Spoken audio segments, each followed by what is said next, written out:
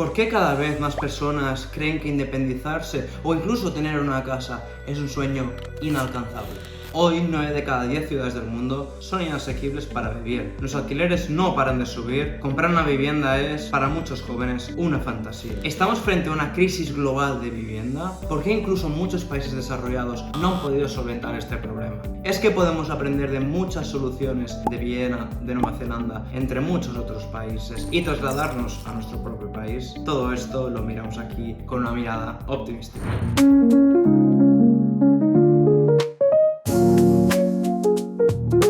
La falta de vivienda asequible está alimentando una crisis global tanto por alquiler como por compraventa. Los salarios suben a un nivel mucho menos elevado que el coste de la vivienda, según el Fondo Monetario Internacional, tal y como vemos en el gráfico de aquí. En este estudio realizado en 200 ciudades de todo el mundo, el 90% se consideraron inasequibles, con el precio medio de una vivienda superior a 3 veces el ingreso promedio, tal y como se ve en el mismo gráfico. Esta escasez de oferta, financiación, mano de obra y materiales son algunos de los factores que alimentan esta crisis. Y según la misma ONU, el mundo necesita construir 96.000 viviendas asequibles nuevas cada día para albergar a los 3.000 millones de personas que necesitarán una vivienda adecuada para 2030, es decir, en unos años. La COVID-19, de hecho, en la pandemia, empeoró muchísimo esta situación. Al aumentar la demanda de viviendas más espaciosa durante los confinamientos, las tasas de interés históricamente bajas facilitaron el acceso al crédito, lo cual impulsó la subida de precios, mientras que la oferta en Estados Unidos llegó a mínimos históricos durante la pandemia, según JP Morgan, tal y como se ve en este gráfico. Y a nivel global no es algo solo de Estados Unidos, sino que los precios de la vivienda han subido al ritmo más rápido de los últimos 40 años.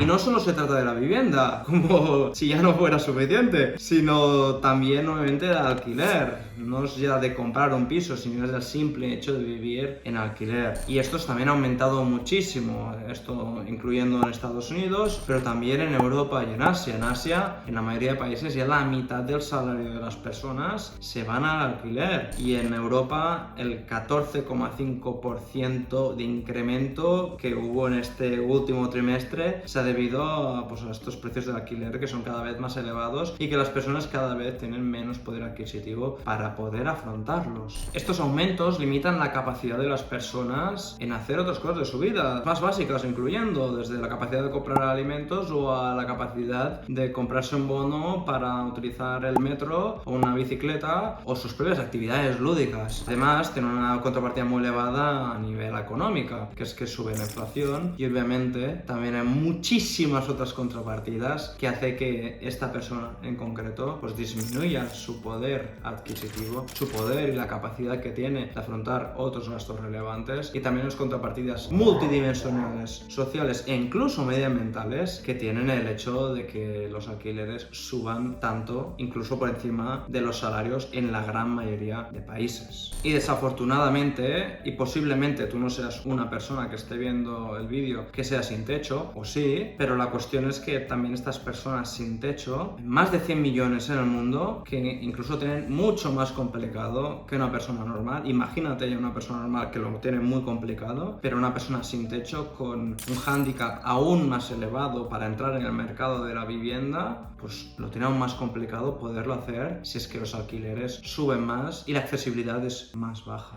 Este problema habitacional impacta a todas las otras dimensiones sociales e incluso medioambientales. No solamente se trata del incremento del precio y la menor capacidad de poder invertir, ahorrar en tu vida, incluyendo a nivel microeconómica. Pero es que ya solamente viendo el primer reto, que es el de pensiones y el de crisis demográfica, vemos en pensiones en concreto que a medida que suben los alquileres o el precio de la vivienda y la potencial fracción hipotecaria mensual, el ahorro baja y la inversión también baja, lo que hace que personas, sobre todo jóvenes, que quieren invertir su patrimonio en el futuro para tener potencialmente una pensión complementaria, pues no sea posible hacerlo, o al menos a niveles muchísimo menos elevados de lo que se podría hacer hace años o incluso décadas. Pero no solamente eso, el hecho de que las pensiones suban, es decir, se comen cada vez una parte más grande del pastel, difícil, ya que en muchos países hay un problema muy elevado demográfico y de cómo se ha establecido el sistema de reparto de pensiones, pues hace que se pueda invertir mucho menos en vivienda social, porque básicamente se come una parte más grande del presupuesto y del pastel. Lo que no significa que no se pueda invertir en vivienda social, sino ojalá sea así, pero lo hace cada vez más difícil. Y por último, la crisis de natalidad demográfica, que obviamente hay una interrelación muy elevada con las pensiones, pero lo que hace al final es que si el alquiler es muy alto o comprar una vivienda es muy complicada y hay mucha incertidumbre en el futuro, pues hace que yo como persona decida tener menos hijos, a pesar de que me gustaría tener más o incluso no tenerlos, porque más allá de que tener hijos también tiene un coste asociado elevado, ya me cuesta a mí ahorrar o tener acceso a una vivienda, lo que hace que yo no me pueda permitir, por mucha ilusión que me haga, tener más hijos de lo que me gustaría o incluso directamente tener hijos, porque también hay una elevada incertidumbre económica a nivel personal. Y esto hay un gran problema, porque ahora mismo la crisis demográfica es muy elevada y hace que sea muy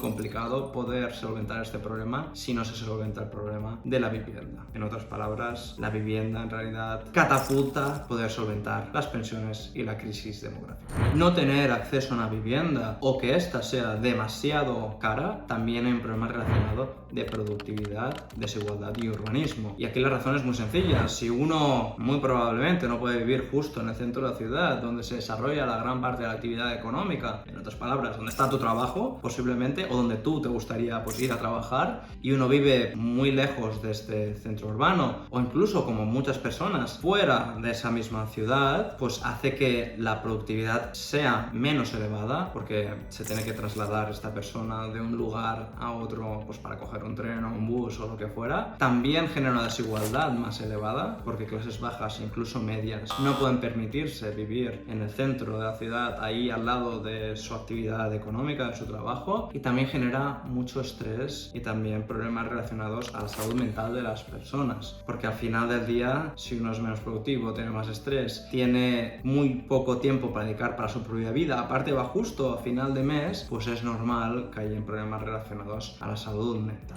Y como si fuera poco, no se acaba aquí la lista, sino también hay un impacto elevado en el cambio climático. En otras palabras, la vivienda puede ser un gran catalizador en solventar el cambio climático, o al contrario, puede ser justamente aquella variable, aquel catalizador que hace que aumentan las emisiones y que además uno tenga más gastos en su casa por la poca adaptación que tiene su vivienda en cambio climático. Y de esto se trata al final, que es que mitigar el cambio climático necesitas un enfoque multidimensional, y es que las ciudades, el 70%, la mayoría del pastel, pues las emisiones vienen de allí, para que provoquen el cambio climático. Y además, cuando uno se adapta en su propia habitación, cuando hace unas olas de calor enormes, pues tienen que estar bien aisladas y tener una eficiencia energética muy elevada, algo que en la gran mayoría de viviendas aún no existe, lo que hace que más allá de aumentar los costes derivados a tener una refrigeración en tu casa, pues también hace que haya problemas de salud enormes, de personas que no se pueden permitir justamente refrigerar su casa porque están en una pobreza energética y posiblemente no lo estuvieran si los alquileres no fueran tan altos. Así que si queremos solventar el cambio climático, también tenemos que centrarnos en la vivienda y viceversa. La vivienda nos ayudará a solventar el cambio climático. En resumen, solventar el gran problema de la vivienda, tanto en alquiler como en compra-venta, no solo es un tema de ladrillos per se, sino que también nos ayudará a solventar muchos de los otros grandes retos de la humanidad y también nos ayudará a tener una mayor justicia intergeneracional y una mayor felicidad para cada uno de nosotros, sobre todo si los alquileres y la vivienda son más accesibles y no son tan caros. Pero ahí no se acaba todo, porque si se acabara así, pues vaya vídeo, madre mía. Pero no, vamos a buscar las soluciones globales que cada uno de nosotros pueda trasladar en su municipio, en su comunidad, en su país, para ver que no todo está perdido, sino al contrario, es relativamente más sencillo de lo que parece. Pero antes de ir a las soluciones, si te está gustando el vídeo, no dudes en suscribirte al canal y darle un like a este vídeo, nos ayuda mucho al canal. Seguimos con las soluciones. Gran parte de la solución es que hay una escasa oferta en casi todas las partes del mundo. Y esto puede aumentarse de varias formas, incluyendo desde el mismo sector privado o el sector público. No necesariamente todas las viviendas tienen que ser privadas o públicas, esto es un modelo a determinar, ya depende un poco del contexto del país y las mismas políticas públicas y la historia legal del mismo país que se haya realizado pues, en las últimas décadas. Pero está claro que hay que construir mucho más y mejor. Y unas maneras, por ejemplo, Escocia justamente ha hecho un plan de cara a 2040 para construir muchísima más vivienda social. Aquí vemos en la página web del gobierno escocés que pues hay una combinación de instrumentos financieros para construir vivienda asequible, tal y como vemos aquí, que es esta estrategia nacional para muy largo plazo y que está pues en el mismo Ministerio de Housing, tal y como vemos aquí. Y esto lo aplaudimos porque se necesita sí o sí oferta de viviendas y lo vemos, por ejemplo, con el caso de Escocia. Pero también hay otros problemas asociados a que haya falta de oferta y una es la baja productividad del sector, entre otras razones, aquí hablando a nivel global. Y en India, por ejemplo, se están construyendo a partir de impresoras 3D nuevas viviendas para hacerlas mucho más asequibles y más rápidas, porque de la forma tradicional, sobre todo por una población tan creciente, actualmente la más elevada del mundo, la forma tradicional de construir las viviendas no es la más adecuada si se quiere garantizar que la demanda no sobrepase la oferta. Esta forma de viviendas impresas 3D, India no es el único país, y el más notorio, también se están dando en algunas partes de Europa, en África y también en México. En Reino Unido, el nuevo gobierno se ha puesto con el claim, el gran lema de poner a la Gran Bretaña a construir de nuevo, en el sentido de que falta mucha oferta y que el gran enfoque es en la construcción y en el impulso del sector privado y del sector público en construir más vivienda, tanto pública como privada. Y lo mismo ha adoptado el mismo gobierno de Canadá. En Auckland, Nueva Zelanda, se rezonificó el 75% de la ciudad para permitir más altura y también más densidad. Esto al final, si otra vez falta oferta y la demanda sigue creciendo, los precios van a seguir aumentando y se necesitan innovaciones como esta, que dices, bueno, pues hay dos formas, ¿no? O crecer horizontalmente o verticalmente. Pues aquí hicieron ambas, ¿no? Verticalmente hicieron los edificios más altos y horizontalmente densificando más la propia ciudad. Y según los estudios, varios años más tarde, es que esto disminuyó un 28% el precio de alquiler sin ninguna medida adicional. No es que pusieron un tope de precio de los alquileres, como esto ocurre o ha ocurrido en muchísimos países y que normalmente tienen efectos perjudiciales no deseados, sino aquí al contrario. Aumentó el parque de vivienda, hiciste un cambio estructural en la ciudad y finalmente acabó bajando muchísimo el precio del alquiler. Y en Viena, un ejemplo clásico, es que el 30% del parque de vivienda es público. Esto es una estrategia obviamente a largo plazo, porque no se puede construir un parque de vivienda del 30% que sea público en 1, 2 o 5 años incluso, pero claro, con una estrategia como ha hecho el gobierno de Austria, en este caso en concreto en Viena, pues hace que el alquiler de media sea bastante más barato que en Barcelona o en Madrid, a pesar de que los salarios en Viena sean más que el doble que en Barcelona o Madrid, por poner algún ejemplo, lo que hace que también la solución puede venir del mismo gobierno, de la política pública, en caso que quieran desarrollar obviamente vivienda pública. También lo puede asumir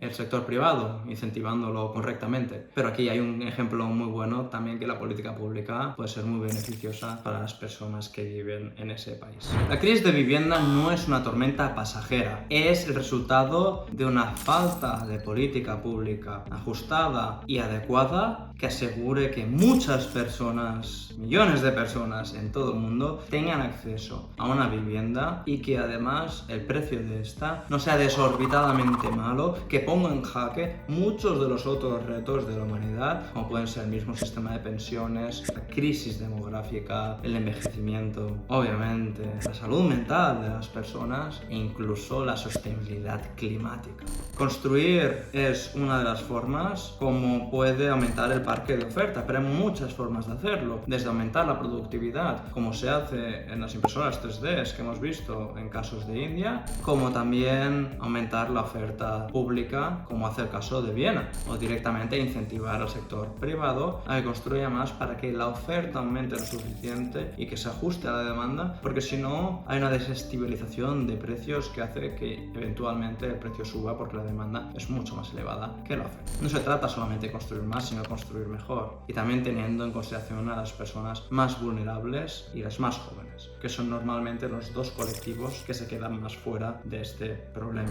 La vivienda es un problema que se puede solventar, no es estructuralmente difícil, No es un problema como el cambio climático o la inteligencia artificial, es un problema global. Todas las naciones, todos los países, todos los sectores se tienen que poner de acuerdo. La vivienda también tiene obviamente sus dificultades y son muy notorias, pero la forma de solventarlo es algo que creemos profundamente que se puede hacer en los próximos años en la gran mayoría de países, porque depende sobre todo de una buena política pública y también de la buena intención de todas las personas de querer ver la vivienda como algo fundamental para construir